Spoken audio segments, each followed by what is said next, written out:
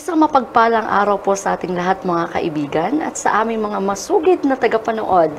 Kami po ay masaya ngayong araw sapagkat ito po ay isa na naman pong muling pagkakataon na tayo po ay makakapakinig or makakasaksi ng isang storya o kwento ng buhay ng ating kaibigan na kung saan sa pamamagitan ng musika ay ito ay nagbigay daan na mabago ang kanyang buhay. Nais ko pong ipakilala ang ating kasama po dito sa ating studio, si Romel. Ayan, kumusta po kayo? Okay naman po, Ma'am Rich. Ayan, masaya po ba kayo ngayong araw? Yes po. Ayan, so masaya din po kami dahil nandito po kayo ngayon. At ngayon po ay malalaman natin or ikikwento nyo po sa amin kung paano po yung buhay nyo ay nabago sa pamamagitan ng musika. So, ready na po ba kayo? Okay, ma'am. Ayan. May gusto po ba kayong nais batiin muna bago po tayo magpatuloy? Ayan, gusto ko lang pong batiin ng isang mapagpalang umaga, mga kapatid, at si Ma'am Rich, ang aking pamilya na nasa Bulacan. Ayan. Masaya po talaga kami na makapanayam kayo ngayong araw, ngayong oras na ito. Ayan. So, hindi na po tayong papaligoy-ligoy pa. Ang unang tanong po natin, ano po ba yung kwento nyo? Ano po yung buhay nyo noon bago nyo po nakilala si Kristo? Okay. Ako po si Ronel Mirandilla. Lumaki po ako sa probinsya ng Katanawan, Quezon.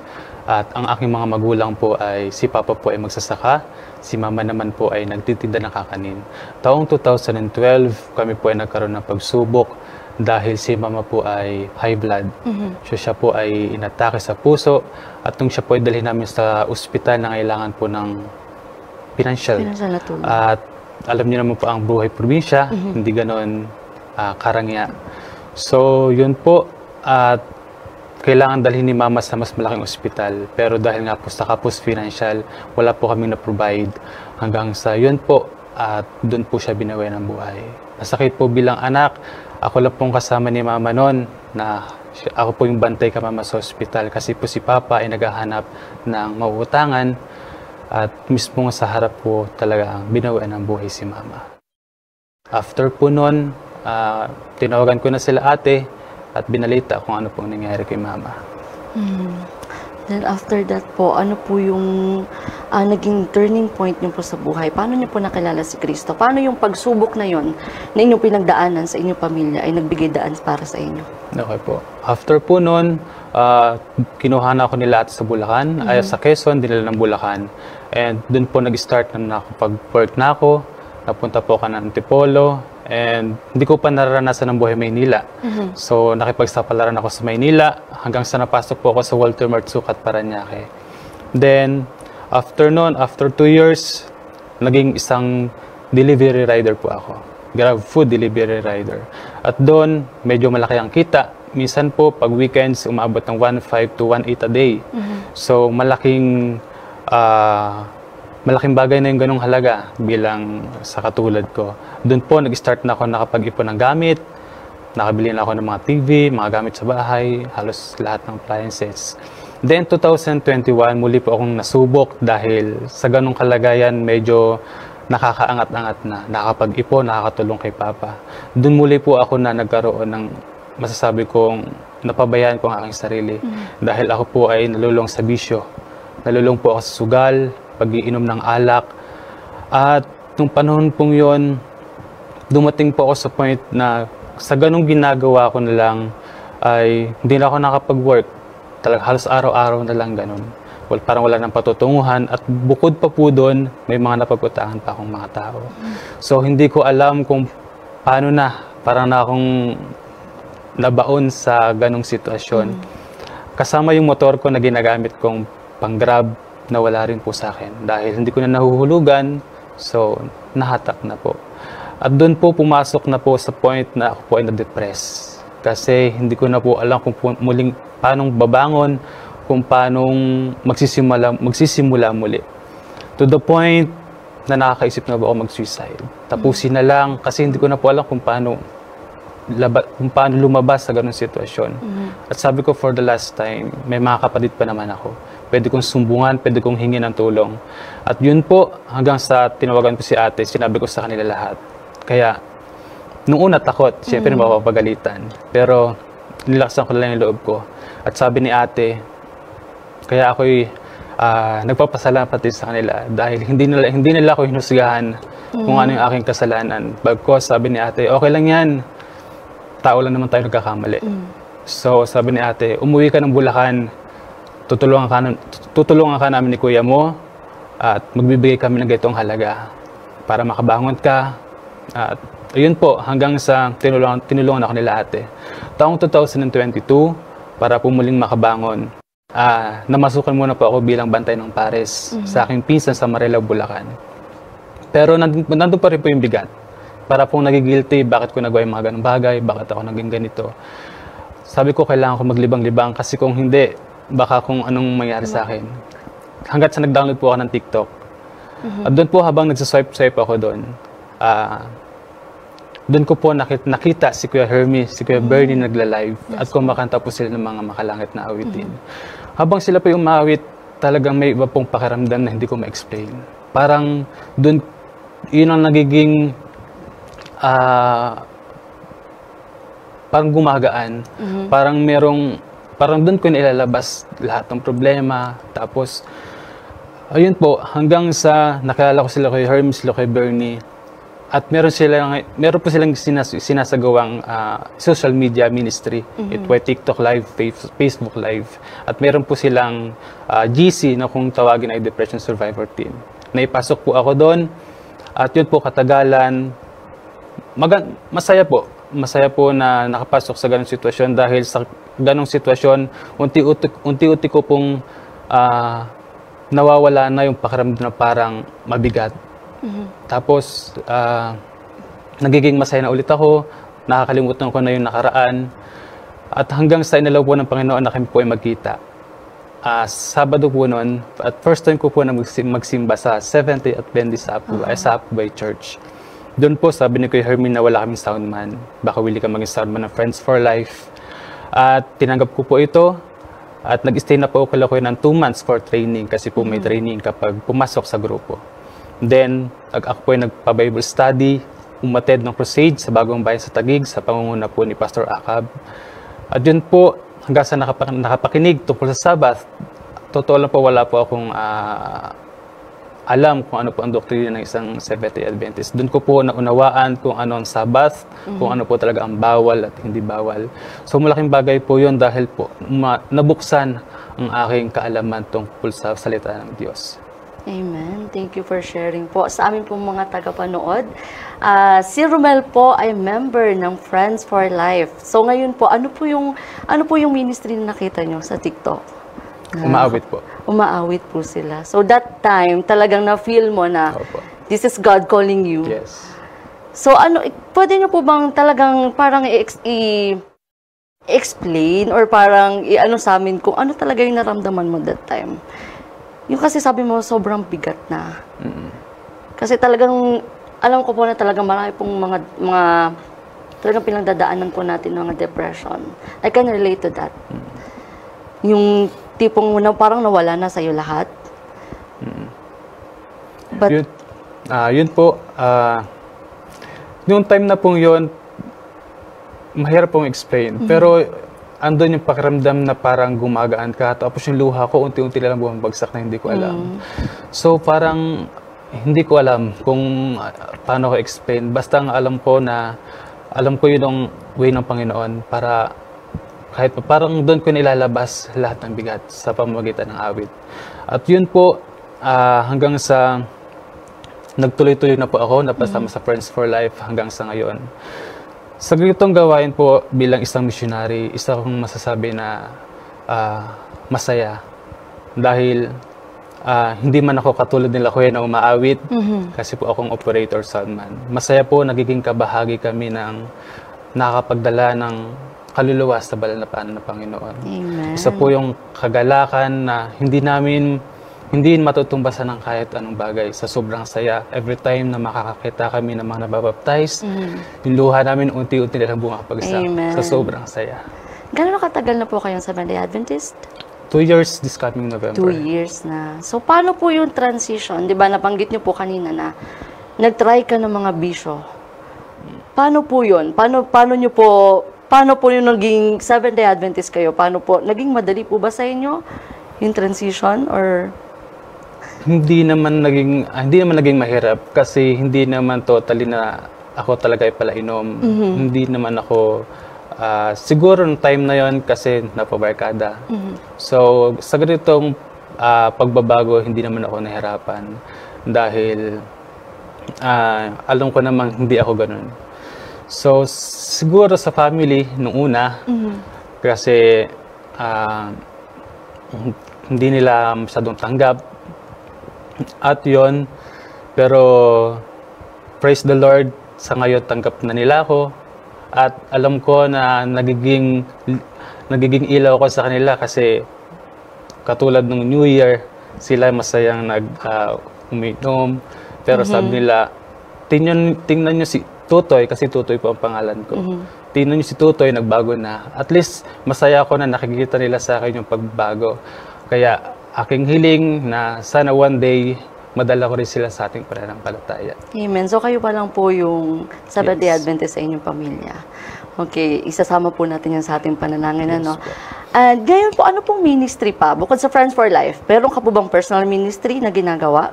Yes po. Meron po ako ngayong Facebook page na Mensaherong Probinsyano. Doon po nagsishare po ako ng mga Bible verse, tsaka mga tungkol sa Panginoon, kung paano siya naging mabuti, maging kalakasan po sa bawat isa. Meron din po ba kayong, for example, nabanggit mo ang platform na TikTok. Meron ka bang gustong gawin? Like, or meron din po ba kayong ministry gamit ang TikTok? Opo, katulad po nung kanina na sa TikTok po, Facebook, and YouTube, meron po doon na Mensaherong Probinsyano. Doon po, pag naano po nila yun na doon po makikita yung mga Bible verse na ito po yung maging daan upang makapagbahagi po ng salita ng Panginoon. Nakakatuwa po yun kasi ang TikTok talaga, once na makita natin kung ano-ano ng mga video. So, pag once na makakita ka ng video na pinanood mo na, yun lang yung makikita mo. For example, like, about dance. So, bibihira po talaga na makita yung may Bible verse, yung mga ganyan. Once na hindi mo talaga hahanapin, hindi siya lalabas. So, what made you decide po na gawin tong ministry na to? Siguro sa udyok na rin na Balay Espiritu. Amen. And masaya na noong una hindi ko ma-explain bakit ganito. And noong una, hindi ko alam kung anong plano. Pero alam ko itong mga nangyayari sa akin ngayon, kagustuhan ito ng Panginoon. Na sa katulad na kagaya ko, na dumanas ng isang kabiguan sa buhay, na masaya na maibahagi ko sa ating mga kapatid na mayroong Panginoon, na masusumbungan. At sa pamamagitan ng social media, dito ako na-convert sa pamamagitan ng music. At dito ako nakilala ang Panginoon. Kaya bilang ganti sa social media, alam po naman natin ngayon na ang social media ay talagang malawak. So dito madaling makapagbigay bahagi ng salita ng Panginoon. Amen. So usapang TikTok po tayo, ano? Balikan po natin yung time na nakita mo yung video nila, sir. So, paano nyo po, what made you decide na to reach out? Gusto kong maging part. Gusto ko rin na maging part ng ministry na to. Ano pong pumasok sa isip nyo that time? Ayun kasi, nanonood ako ng live nila, Kuya. Then, si Kuya may sinishare na please subscribe my YouTube channel. Then, nung nag-chat si Kuya, doon sabi ko, okay po. Hanggang sa yun, nagiging makulit na. Nakilala ko na sila, Kuya. And sabi ni Kuya na inalok ako maging soundman. At yun po, siguro will na rin ng Panginoon na mapasama ako sa kanila kasi although dumanas man ako ng ganong gawain, pero ngayon po ay nawala at ngayon patuloy na napapasama sa Ministry ng Friends for Life. Amen. So, bali 2 years ka na rin member? Yes, tama po. ba? So, amen. Nakakatuwa, ano? So, nakakatuwa po mga kaibigan na sa pamamagitan ng social media, ito po ay nagiging daan din na para tayo po ay mabago sa ating pananaw, mabago sa ating buhay. So, ano naman po yung, gusto ko po malaman yung time na tinanggap mo na si Kristo sa iyong buhay? Sobrang saya na alam ko na meron kasama ako ang Panginoon sa lahat ng bagay. Na although hindi naman mawawala ang pagsubok, pero alam mo na nandiyan ang Panginoon. Mag-pray ka lang at danas namin yan. Danas namin grupo na minsan nawawalan kami ng kasi kami full-time missionary kami. So dumating sa point na talagang nawawala kami ng financial, pero sabi nga, the Lord will provide. Amen. Kaya minsan dumarating lang yung blessings na sangkap dun sa aming mga bayaran sa bahay, bayaran sa motor. Nagugulat talaga kami na may mga pagpapala ang Panginoon. Nakakatawa. Lalo na pag nasa ministry ka talaga, doon mo talaga mapifeel na ang Panginoon hindi nagpapabaya sa iyo. So, sa iyo personally, meron bang mga challenges na dumating sa iyo? Meron din dahil minsan katulad nga na minsan sabi ko kala Kuya, mag-concentrate muna ako sa trabaho, pero lagi na dyan sila Kuya para magpaalala sa akin na Nel, nandiyan ang Panginoon, na nagkakaroon ka man ng problema financial, pero danas na natin yan, kaya magtiwala ka lang. Katulad po nung mga nakaraan na talagang ang pagpapala ng Panginoon ay bumubuhos sa amin. Amen. Nais mo bang i-share yung mga pagpapala na yon? Opo. Dito ko po naranasan na first time ko sumakay ng eroplano. Dito ko first time na sumakay ng barko. At masasabi ko talagang sobrang saya. Tapos Luzon, Visayas, Mindanao, ito po ay aking narating dahil po ako ay nagpapagamit sa gawain ng Panginoon. Amen. Nakakatawa. Tunay na ang kaligayahan talaga po ay matatagpuan sa Panginoon lamang. Nakakatawa. Actually, bali 10 years po. 10 years ago, nang na-meet ko ang Friends for Life. So, bago ka pa lang at ngayon pa lang kita nakita, and it's a blessing po talaga na malaman. So, ito po ay question ko personally, ano? Yes, Ano yung ginagawa mo to maintain your connection, to maintain your relationship with God? Lagi lang tayong magbasa ng Bible. Huwag walain ang worship every morning, every afternoon. Then, lagi tayong mag-praise sa Panginoon. Dumarating ka rin ba sa time na napapagod ka? Like, paminsan kasi, meron tayong tinatawag na time na dumarating sa... Sinusubok tayo. Like, nakakapagod din po pala sa ministry. May ganun ding time, di ba? May mga ganun ding time na dumarating. So, ano yung naranasan mo that time? Pagdating sa ministry, sabi ko naman, hindi naman nakakapagod. Pero, yun lang, pagdating lang sa mga bagay na minsan tayo nahihirapan, kasi minsan nakakaras din tayo ng mga, although, mga pagsubok. So, lagi lang natin alalahanin na nandiyan ang Panginoon, na lagi tayong kaagap kasama natin. Kaya, pray lang. Alam natin na ang prayer ay isang malaking bagay para tayo hindi mawala sa Panginoon. Amen. Totoo yan. Talagang ang connection na dapat lagi nating i-maintain. Kasi pag tatanggalin natin yon, talagang mafe-feel lost tayo. So, it is time po, sa ano yung masasabi mo? Ano yung pwede mong sabihin sa ating mga manonood, lalo na sa mga kabataan? Paano mo sila ma-encourage na gamitin ang social media para sa ministry, para din sa buhay mo bilang Kristiyano, at para matulungang maging bigay daan din sa iba na makilala nila si Jesus Christ. Okay. Sa mga kabataan katulad ko, although minsan dumaranas tayo ng mga pagsubok sa buhay, minsan akala natin wala ng pag-asa. Pero nandiyan ang Panginoon. Buhay ang Panginoon. Iiyak natin lahat sa Kanya. Ibigay natin ang ating mga problema, ating mga kabigatan.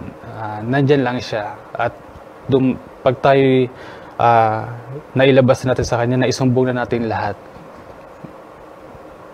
Andun na magugulat lang tayo na meron ng miracle na mangyayari sa atin. Hindi natin alam na bigla tayong binago ng Panginoon. Yung dating katulad ko, dating manginginom, dating sugarol, pero ngayon, nagpapagamit na sa gawain ng Panginoon. Amen. Nakakatuwa.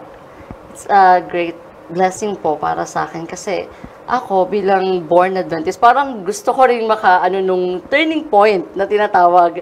Pero isang malaking pribilehiyo na malaman sa inyo kung paano yung story ng buhay niyo at na tinanggap niyo si Kristo. Isang pagpapala. So, ano pa po yung gusto niyo sabihin sa ating mga viewers, sa ating mga tagapakinig? Ayun po, lagi naming paalala na alam na po natin na malapit ng parating na ating Panginoong Hesus.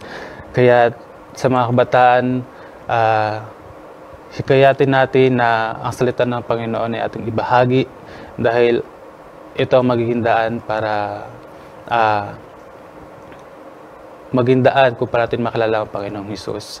Then, ayun, patuloy lang gamitin ang social media sa ganitong paraan na alam natin na social media may mga sayaw, kanta, pero siguro mas maganda na gawin natin itong makabuluhan at makabahagi ng mga salita ng Panginoon. Amen. Ayan, so sa amin po mga tagapanood, hopefully, prayerfully, tayo po ay na-bless sa ating story na napakinggan. So actually, tinatanong po kasi namin yung mga guests namin sa program ko, ano po yung mga Bible verse na favorite nila. For you po, gusto ko tanungin, ano po yung song, kahit line ng song, na tumatak talaga sa'yo, parang life song mo na to. Ano po ba yun? Pwede po ba i-share? Isa sa naging favorite ko na inawit ni Kuya nung ako ay nasa kaslukuyang nade-depress, yung Mananatili. Nang sabi sa kantang ito na, aawitin ko po ba? Sige po. Suliranin man ay dumating, Ikaw lang, O Diyos, ang sasambahin. Yun po. Kahit mga anong pagsubok, anong suliranin ng ating pagdaanan, nandiyan lang ang Panginoon. At ang Panginoon ang ating sasambahin. Mananatili. Amen. At ang paborito kong Bible verse, ito po ay makikita po natin sa aklat ng Proverbs 3, 5, and 6 na nagsasabing, magtiwala ka ng buong puso sa Panginoon at huwag mong alalahanin ang iyong sariling pangunawa. Alalahanin mo ang iyong Panginoon sa lahat ng ginagawa at ituturan niya sa iyo ang tamang landas. Ayan. Maraming salamat, Ronel, sa pag-share ng iyong story, ng iyong conversion story sa amin. Ayan, sa amin po mga manunood, it is time po na sa pamamagitan ng social media, ito po ay magagamit natin sa ating gawain. Let us use our social media po sa kung paano pinakita at ikinikwento sa atin ni Sir Ronel ang kanyang pagbabago sa pamamagitan po nito. So let us share yung mga content about Jesus Christ. Let us share kung ano yung relationship mo with God na gusto mong i-share sa iba. Gamitin po natin ang social media para po sa gawain ng Panginoon. At kung kayo po ay may mga conversion story na kagaya po ng ating nasaksihan ngayong araw, maaari niyo po kaming kontakin sa aming mga Facebook page, sa Hope Channel North Philippines at North Philippine Union Conference. Ganon din po sa AWR Manila. Ganon din po sa mga numbers na inyong nakikita sa inyong screen. Feel free po to contact us. At kami po ay masaya at lugod na gusto mapakinggan ang inyong mga istorya. At yun po, maraming salamat po sa inyong panonood.